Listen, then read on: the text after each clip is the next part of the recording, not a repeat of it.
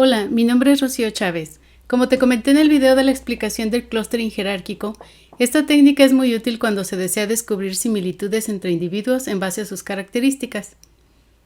Pues el día de hoy la aplicaremos en el análisis de series de tiempo. La aplicación de la técnica es muy parecida en ambos casos. Por ejemplo, en los dos casos se puede utilizar la distancia euclidia para calcular las similitudes. Sin embargo, cuando se desea encontrar series de tiempo que sean similares, aunque éstas varíen en velocidad, se recomienda calcular dicha similitud mediante el uso de un algoritmo llamado Dynamic Time Warping, o DTW por sus siglas en inglés. Este algoritmo ha sido utilizado en diferentes áreas, entre otras en la bioinformática, en el análisis de secuencias de video y en el reconocimiento automático de voz, en donde el sistema puede reconocer una misma palabra aun cuando se pronuncie utilizando diferentes velocidades. En esta diapositiva podemos ver dos series de tiempo que tienen el mismo patrón, solo que la serie indicada en color azul está desfasada en el tiempo si la comparamos con la del color rojo. Si midiéramos la similitud entre ellas con la distancia euclidia, el resultado que nos arrojaría es que son diferentes, ya que se comparan las magnitudes de las series punto por punto. Es lo que se muestra en la parte superior de la figura. En cambio, si utilizamos el algoritmo DTW, identificará que existe un comportamiento similar entre ellas. Una desventaja que tiene el aplicar este algoritmo es que dependiendo de la longitud de las series de tiempo a analizar, el DTW tarda cientos o miles de veces más que cuando se utiliza la distancia euclidia. Para mostrarte cómo puedes detectar series de tiempo que tienen patrones similares, utilizaré los valores registrados de 6 índices bursátiles durante los primeros 4 meses del año en curso, es decir, del 2020.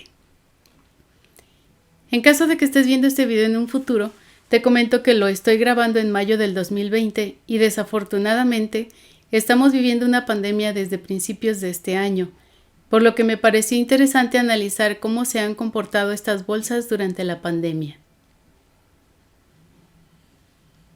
Los índices bursátiles que se incluyen en el estudio pertenecen a Francia, Alemania, España, Estados Unidos, Japón y Singapur. Debido a que lo que nos interesa es ver cómo se comportaron las bolsas, es decir, los cambios a la alza o a la baja que tuvieron estas, no se tomarán directamente los valores de los índices, sino que se realizó una transformación logarítmica como se muestra en esta diapositiva, y de esta manera se volvieron comparables los valores de las diferentes bolsas.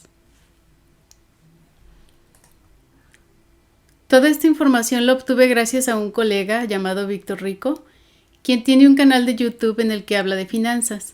En la descripción del video te dejo la dirección de su canal por si te interesa profundizar en esa área.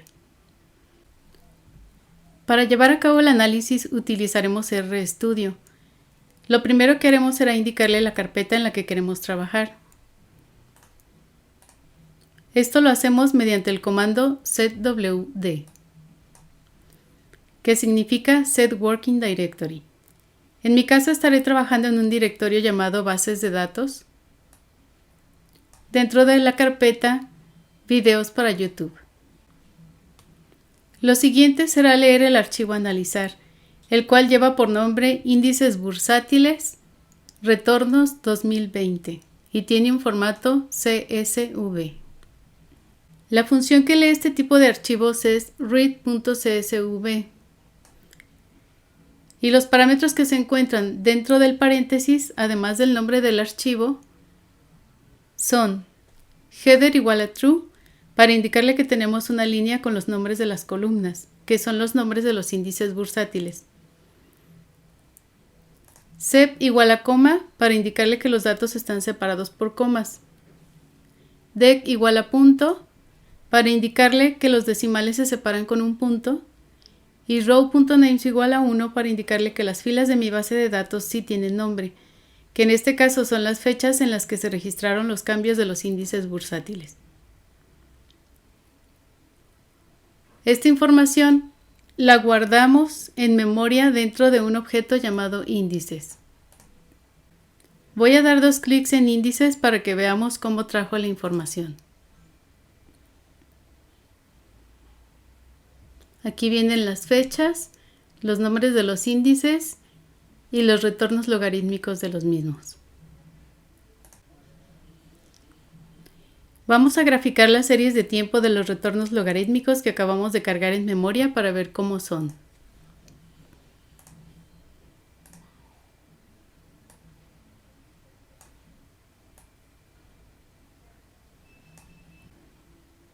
Esto lo hacemos con la función plot.ts,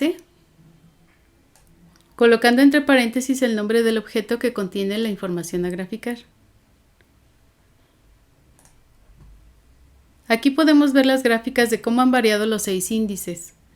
En ellas podemos apreciar que todos tuvieron su máxima caída poco después del día 40. Es importante notar que las escalas de las gráficas no son iguales. El IBEX correspondiente a la Bolsa de España tuvo una mayor caída,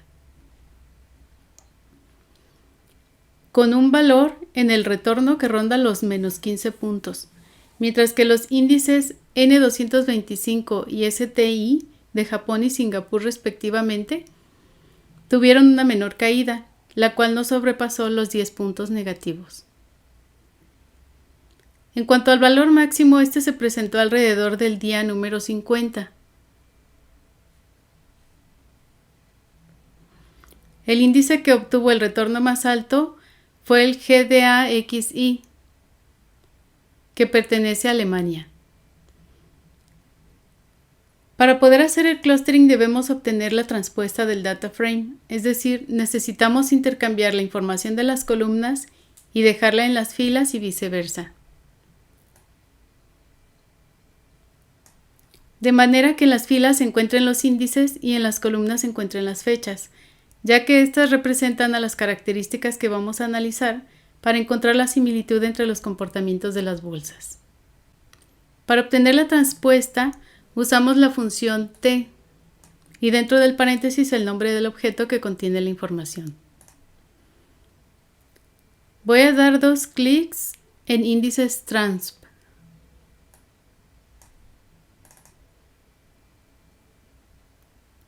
Y como puedes ver, ahora tenemos un data frame de 6 renglones y de 72 columnas.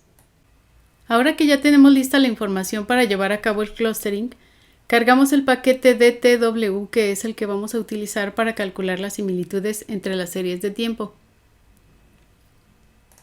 Si todavía no lo tienes instalado, puedes instalarlo tecleando el comando install packages DTW desde la consola. Ya que lo hayas instalado, utiliza el comando library para que lo puedas utilizar. Creamos el dendrograma, que es la representación gráfica del clustering jerárquico. Si quieres aprender más acerca de la misma, en mi canal tengo un video que te habla acerca de las matemáticas que se utilizan en el clustering jerárquico aglomerativo. Para realizar el dendrograma del clustering jerárquico utilizaremos la función hclust. Dentro de esta función colocamos el comando dist, con el que calcularemos las distancias entre las series. Abrimos paréntesis y colocamos tanto el nombre del objeto que contiene la información que queremos agrupar, como el método que queremos que utilice para calcular las similitudes, que en este caso será DTW, que colocamos entre comillas. Guardamos las características del dendrograma en el objeto llamado modelo DTW. Una vez teniendo el dendrograma, lo graficamos con el comando plot.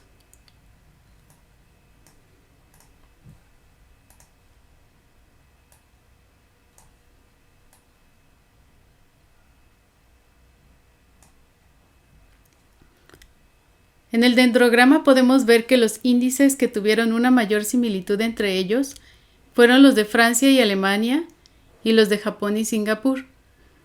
En la rama derecha, además de los índices de Francia y Alemania, se encuentran los índices de España y de Estados Unidos, lo que significa que existe similitud entre los 4, siendo la mayor la similitud que tiene España con Francia y Alemania, ya que su distancia hacia estos dos últimos es menor que la de Estados Unidos. Si colocamos el dendrograma a un lado de las gráficas de las series de tiempo, veremos que la similitud que arroja el dendrograma es correcta. El FCHI es muy parecido al GDAXI. Y el N225 es muy parecido al STI. El IBEX tiene similitud con el FCHI y el GDAXI. Por su parte, el índice NDX, es decir, el Nasdaq, aunque no es tan similar a los tres que acabo de mencionar, tiene una mayor similitud con ellos que con los índices N225 y STI.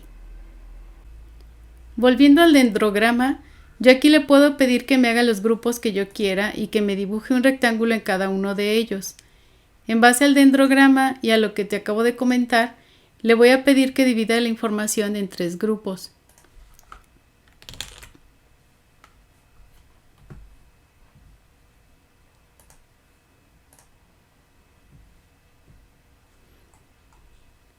Para indicarle en cuántos grupos deseamos dividir a los individuos, utilizamos el comando rect.hclust.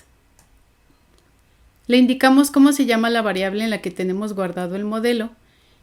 Le indicamos que queremos 3 clusters con k igual a 3 y que los grupos los encierren en rectángulos de color rojo.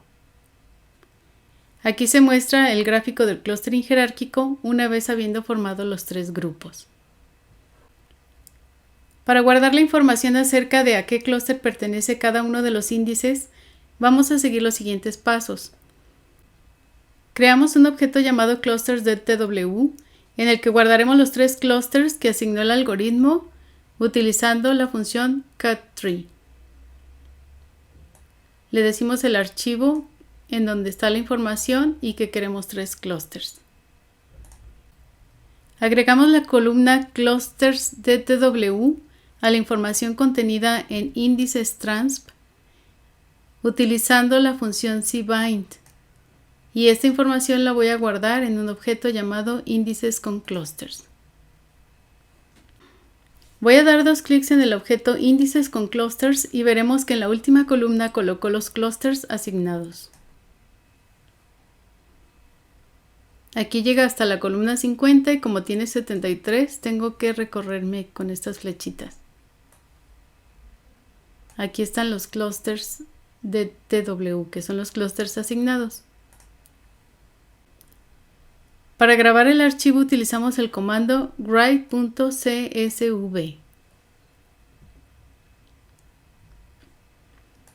Abrimos paréntesis, colocamos el nombre del objeto que contiene la información a guardar. En este caso, índices con clusters. Colocamos una coma, abrimos comillas. Le indicamos la carpeta en la que queremos que guarde la información. Yo la guardaré en una carpeta llamada carpeta de pruebas. Y el nombre del archivo, incluyendo la extensión del mismo, es decir, el .csv. Cerramos las comillas y cerramos el paréntesis. Si vamos a la carpeta de pruebas desde el explorador de Windows, veremos que se acaba de crear un archivo llamado índices bursátiles con clusters, el cual contiene la información de los índices y el clúster a los que pertenece cada uno de ellos.